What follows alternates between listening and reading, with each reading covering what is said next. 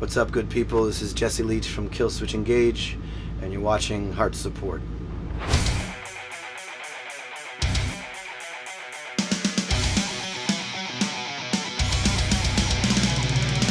I've suffered with mental illness as far back as I can remember, having anxiety. Didn't really have language for it till I started to slide into a really dark spot and start to feel suicidal, which was probably in my 20s. But even then, I was kind of raised with the idea of, like, you don't really talk about that kind of stuff. I think when I was at my worst, when I was ready to end it, and when I asked for help, and I started to realize that there are people out there who are willing to help. There's a language for it. There's people who practice it. Going to see a therapist is not an insane thing. It's not something that should be abnormal. Getting somebody who can speak to you outside of your friends and family that don't have a connection to you, that can see your situation clearer, that's when things started to really connect with me, and I realized, oh, I do have an issue here. On paper, if you were to look at my life, you'd say, and I've got this from people, where you have such a good life, you're living your dreams, you're doing everything you want to do. Why are you sad? How dare you, like, say that, oh, you're not feeling well, or this or that? And I think for me, as I've gotten older, it's gotten a bit worse, but because I've reached out, because I've gotten help, because I speak about it, I meet people who are the same as me, or even worse off than me, it's helped me to develop tools to push through and to not feel alone. And I think that's huge. That's probably, if I were to say anything, that's probably the biggest thing, is like knowing that I'm not alone, knowing that I can reach out to somebody. Hell, there's people on my own bus right here that know what I'm talking about. And once you start to recognize behavioral patterns, once you start to recognize even body language, the way it looks on somebody, because some people are obviously depressed, other people you'd never know. They can carry on and put on this facade of, like, oh, I'm cool, I'm good. And then they, when they're in their bed at home at night, they're crying and they're like thinking suicidal thoughts. So it's just a matter of, for me, is just keeping that conversation on the table, constantly talking about it. And the more we talk about it, the more it evolves. Honestly, that can save lives. And I think that's why, for me, it's so important. Because I've lost friends to suicide who thought that no one would understand, who thought that no one could be there to talk to them, thought no one cared enough. And people do. I do. And I certainly hope I never do that, as much as I still have spells, because of what I've been through and because of the language I've developed and what the people who have surrounded me.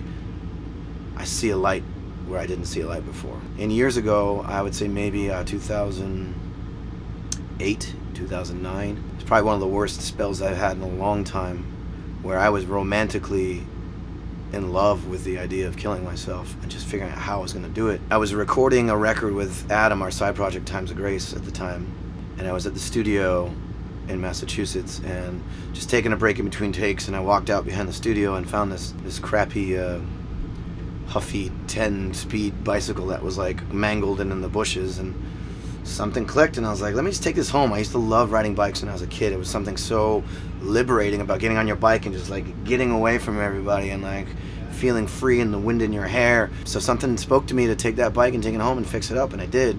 And I started to ride that bike. And I remember the first time I rode it, it really was just like, I felt like a kid again for a little while. And I had this joy, this real wondrous joy inside me that started to pop off. And that's when I really started to see a turning point of, like, oh, here's a tool that works, and it's healthy, and it's something that like lasts a lot longer than any other things do. You get drunk, you wake up the next day, guess what? You're gonna be depressed as hell because it's depressive. So all that temporary stuff started to wash away, and one of the big things for me was riding my bike, like cycling. It's become a huge tool. I highly recommend to anybody out there who's wondering like how to get help, how to like find different therapies, try exercise and try to find something you like. For me, getting outdoors, that fresh air, the wind in my hair, a nice soundtrack on my headphones, that's my best tool for helping combat it. When I got that low, I could see myself doing it, and I was planning it. I actually started to write a note, and one of those notes became a song off that record called The End of Days. So I've used music as a therapy as well. So I think it's just a matter of like finding out what works for you and not being afraid to ask for help, not being afraid to try new things, not being afraid to try maybe a medication or something, whatever works for you. Yeah, I think as far as like the language is concerned, of having tools, if you will, of like recognizing the signs. Like now I know when I'm starting to spiral. It's this thing that goes off, and I used to just kind of push it off to the side and like, I'm gonna be fine. And now when it starts to happen, even if it's not something that is intense, if it's just starting, I'll just say to somebody, and on this bus I have a couple people I can go to and be like, I'm not okay right now. I don't know what's going on with me, but like, you know, something as simple as just give me a hug.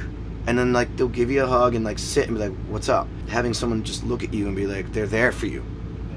It could be simple, but that simple little thing of actually speaking and saying, hey, I'm not okay. I don't know what's going on with me right now, but like, and I'll have tears in my eyes and I'm freaking out and I don't know what is wrong with me. As long as I'm reaching out and asking for help and recognizing those signs, you're not alone. There are people here that care.